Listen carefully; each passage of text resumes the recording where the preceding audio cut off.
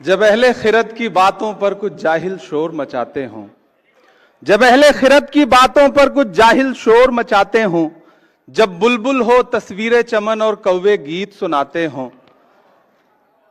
जब चिड़ियों के इन घोंसलों में कुछ सांप उतारे जाते हों, जब माली अपने हाथों से गुलशन में आग लगाते हों, उस दौर में हम दीवानों से तुम कहते हो खामोश रहो।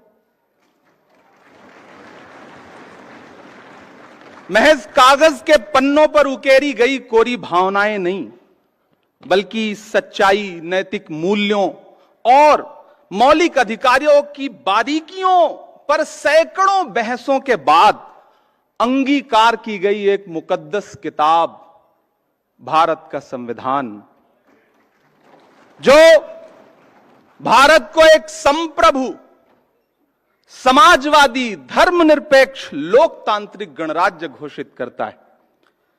हम आज यहां एक बेहद जरूरी बहस के लिए इकट्ठा हुए हैं। कानून के रखवालों की मौजूदगी से विज्ञान भवन का कोना कोना रोशन है। मैं अभिषेक मनु सिंघवी जी को और उनकी पूरी टीम को मुबारकबाद देता हूं इस बात के लिए कि इस मुश्किल दौर में इस लड़ाई का अलंबरदार बनने का जो फर्ज आपने निभाया है वो बहुत ही तारीफ के काबिल है।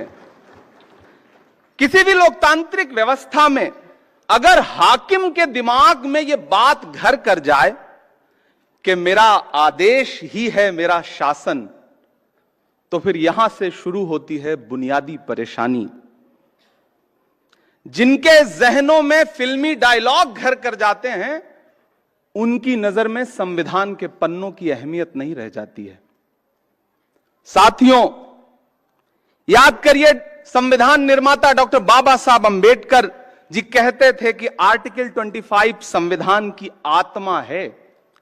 हर नागरिक को धर्म को स्वतंत्र रूप से मानने की और उसके प्रचार प्रसार की आजादी है, लेकिन मौजूदा सरकारें संविधान की रूह के साथ छेड़छाड़ कर रही हैं।